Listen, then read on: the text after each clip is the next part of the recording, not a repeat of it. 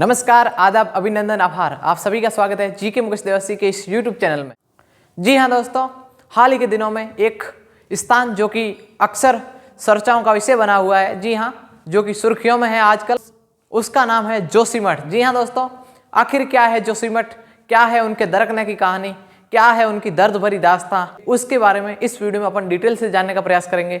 सो उससे पहले अगर आप हमारे यूट्यूब चैनल जीके मुकेश देवस्थी पर अभी तक नए हो तो प्लीज़ चैनल को सब्सक्राइब करें, इस वीडियो को दोस्तों के साथ शेयर जरूर करें और वीडियो को लाइक करना कतई न भूलें। तो चलिए वीडियो शुरू करते हैं।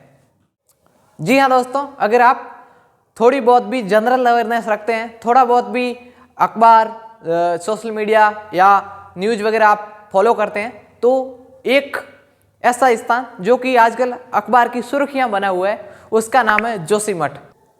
जी हाँ दोस्तों, जोशीमठ भारत के उत्तराखंड राज्य में एक चमोली डिस्ट्रिक्ट है। जी हाँ, चमोली जिला है, उसके अंदर एक जोशीमठ नाम का एक कस्बा है। जी हाँ दोस्तों, एक कस्बा है जो कि लगभग जो समुद्र तल है उससे 6150 फीट की ऊंचाई पर बना हुआ है। जी हाँ दोस्तों, 6150 फीट की ऊंचाई पर ये जोशीगढ़ जो कस्बा है वो बसा हुआ है। लेकिन दोस्तों, हाल ही के पिछले 10-15 दिनों में उस जो जोशीमठ स्थान है, वहाँ के जो घर है उनमें कहीं ना कहीं दरारें आ रही है और जो जोशीमठ की जो भूमि है वो कहीं ना कहीं नीचे धंस रही है, धरती के अंदर कहीं ना कहीं वो भूमि समाहित हो रही है, जो उनका भू धसाव हो रहा है, उस जोशीमठ स्थान पर भू धसाव हो रहा है। तो इस कारण जोशीमठ पर कहीं ना कहीं जो भारत सरकार है, जो उत्तराखंड गवर्नमेंट है, वो इस जोशीमठ पर अपनी नज़र बनाए हुए हैं। उनमें जो जो बदलाव हो रहे हैं इस 10 या 15 दिनों के अंतराल में, वो क्या क्या बदलाव हो रहे हैं उस पर सरकार अपनी एक गहन नज़र रखी हुई है। इसके अलावा भारत सरकार ने जो उत्तराखंड सरकार के साथ और वहाँ के जो लोकल जो एडमिनिस्ट्रेशन है उनके साथ भी कई बैठकें की है और जोशीमठ में जो स्थितियाँ पैदा हुई उसके बारे में जानने का प्रयास किया जा रहा है। जी हाँ दोस्तों, मैंने कि जैसा बताया आपको कि जोशीमठ एक तकरीबन 6150 फीट की ऊपर ऊंचाई पर बना हुआ एक स्थान है, एक कस्बा है। तो स्वाभाविक सी बात है, या तो ये किसी पहाड़ी पर बना होगा, क्योंकि उत्तराखंड नाम जैसे ही अपन सुनते हैं तो एक पहाड़ियों वाला राज्य अपने सामने नजर आता है। सो आपको लग रहा होगा कि ये पहाड़ियों पर बना हुआ है। तो जो जोशीमठ स्थान है वो दरअसल दो नदियां हैं। कौन कौन सी है? एक तो है अलकनंदा और एक है धौलीगंगा। जी हाँ, अलकनंदा और धौलीगंगा, ये जो दो नदियां हैं वो जहां आकर मिलती है, वहाँ एक मलबा, एक गाद जो कि अपन कहीं ना कहीं कहते हैं, उस मलबे का इतना भूभाग इतना ऊपर उठ चुका है कि उस भूभाग पर एक कस्बा रहने लग गया था और उसे ही कस्बे को जोशीमठ नाम दिया। सो इस कारण स्वाभाविक सी बात है कि वो कहीं ना कहीं कभी ना कभी तो वो कस्बा धंसेगा ही, कहीं ना कहीं वो अंदर जाएगा, तो वहाँ पर जो लोग रह रहे हैं उन्हें भारी क्षति, भारी नुकसान पहुँचाएगा। तो दोस्तों, जो जोशीमठ अपन ने कस्बा, अपन ने उसकी बात की, तो जोशीमठ अपनी सामरिक दृष्टि से, जी हाँ, सुरक्षा की दृष्टि से और धार्मिक महत्व की दृष्टि से, दोनों तरीके से जोशीमठ अपने लिए काफ़ी इंपॉर्टेंट है। तो इसलिए कहीं ना कहीं ट्विटर पर सेव जोशीमठ ऐसे हैशटैग भी ट्रेंड कर रहे हैं। तो सामरिक दृष्टि से कैसे जोशीमठ यूजफुल है? तो जी हाँ दोस्तों, जो भारत और चाइना की जो बॉर्डर है वहाँ तक अपन को अगर जाना है तो जोशीमठ से होकर रास्ता जाता है, जो इंडिया चाइना बॉर्डर है वहाँ पर। तो जो अपने सैनिकों को जो रसद सामग्री है, जो उन्हें खाद्य सामग्री है, वो अगर पहुँचानी है तो कहीं ना कहीं एक जोशीमठ एक बीच में एक महत्वपूर्ण स्थान पड़ता है। इसके अलावा अब बात करते हैं कि धार्मिक महत्व से कैसे है। जी हाँ दोस्तों, भारत में 4 धाम की यात्रा होती है, उसमें से 4 धाम में से एक धाम है बद्रीनाथ धाम, जो कि हम सबको पता है।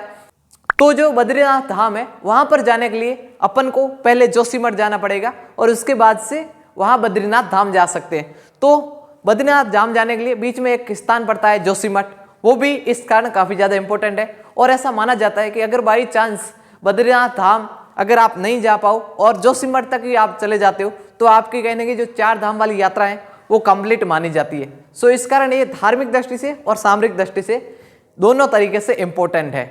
तो अब बात करते हैं कि आखिर ऐसी स्थितियाँ पैदा क्यों हुई। तो जी हाँ दोस्तों, दरअसल मैंने बताया कि एक धौलीगंगा और अलकनंदा जो दो नदियाँ हैं वो आपस में यहाँ आकर मिलती है।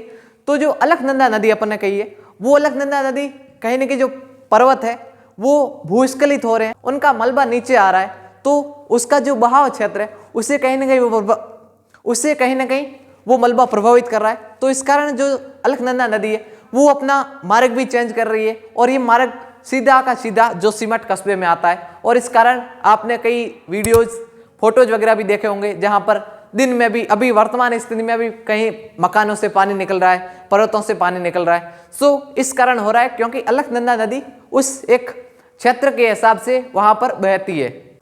तो अब बात करते हैं कि आखिर जोशीमठ हम सबको पता है इतना एक डेंजर जोन वाला इलाका है, तो सरकार ने क्या किया।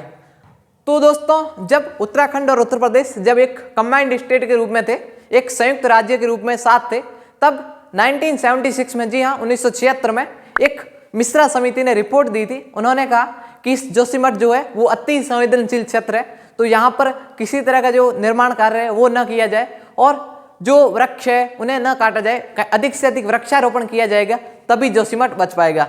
लेकिन सरकार की नाकामी और कहीं ना कहीं एक जनता का भी एक आधुनिकीकरण के दौर में वहाँ पर एक अवैध तरीके से अधिक वहाँ पर निर्माण कार्य हो गया और जो वृक्ष थे उन्हें काट लिया गया।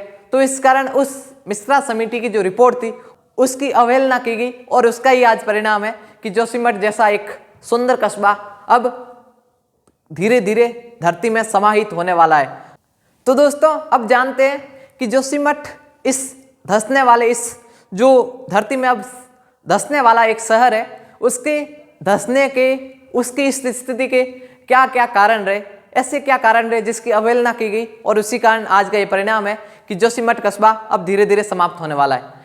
तो सबसे पहला कारण है तपोवन और विष्णु घाट के बीच एक टनल का निर्माण किया जा रहा है। जी हाँ, वहाँ के दो स्थानीय कस्बे हैं, वहाँ पर एक टनल बन रही है क्योंकि जो पर्वत पहाड़ है उनके नीचे से एक टनल बन रही है और इसी टनल के कारण ऐसा माना जा रहा है कि टनल का कार्य धीरे धीरे प्रगति पर है और इसी कारण कहीं ना कहीं जो वहाँ का ऊपर का जो पर्वत का भाग है वो कहीं ना कहीं धीरे धीरे साइड हो रहा है, खिसक रहा है। सो पहला कारण ये बताया गया कि जो टनल है उसके कारण ये ऐसा हो रहा है। जोशीमठ का ये हाल एक अन्य कारण के कारण भी हुआ है। वो कौन सा कारण है? जी हाँ दोस्तों, अवैध मात्रा में अधिक से अधिक मैंने बताया कि वहाँ पर निर्माण कार्य हो रहा है। जी हाँ दोस्तों, वहाँ पर डैम बन रहे हैं, टनल बन रही है, मकान बन रहे हैं। सो इस कारण जो अधिक से अधिक जो निर्माण कार्य है उनके कारण भी जोशीमठ का ये हाल हुआ है। जोशीमठ जो स्थान है, जो कस्बा है, वहाँ पर एक ड्रेनेज व्यवस्था नहीं है।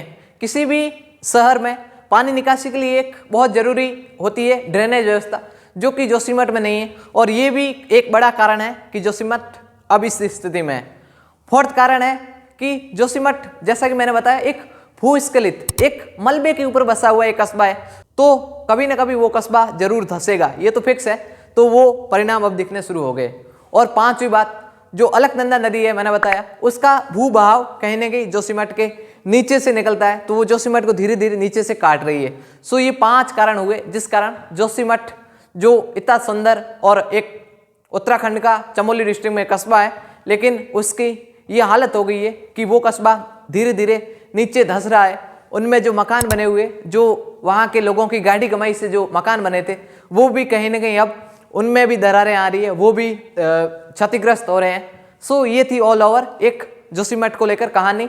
अब जो जोशीमठ के जो उनसे प्रभावित जो लोग हैं उनके लिए उत्तराखंड गवर्नमेंट उन्हें दूसरी जगह शिफ्ट करने की भी बात कर रही है। तकरीबन 700 के अराउंड वहाँ पर परिवार रहते हैं। 700 परिवार मतलब अपन कह सकते हैं कम से कम 25 से 30 हज़ार लोग वहाँ उस इलाके से, उस जोशीमठ से जुड़े हुए, तो सब वो लोग प्रभावित होंगे। सो उम्मीद करते हैं कि भारत सरकार और उत्तराखंड गवर्नमेंट इस पर एक कड़ा एक्शन ले। उत्तराखंड के जोशीमठ के अलावा भी कई ऐसे शहर है जो कि कहीं ना कहीं पर्वतों पहाड़ों पर बने हुए हैं। सो उनको लेकर भी एक टाइट एक्शन लिया जाए और जो प्रभावित लोग हैं उन्हें एक सही जगह पर उन्हें शिफ्टिंग की जाए। आई होप ये वीडियो आपको काफ़ी ज़्यादा पसंद आया होगा। अगर वीडियो पसंद आए तो वीडियो को लाइक करें, दोस्तों के साथ शेयर करें और चैनल पर अभी तक नए हो तो प्लीज़ सब्सक्राइब। मिलेंगे एक प्यारे से मस्त से नए वीडियो में, तब तक के लिए जय हिंद, वंदे मातरम।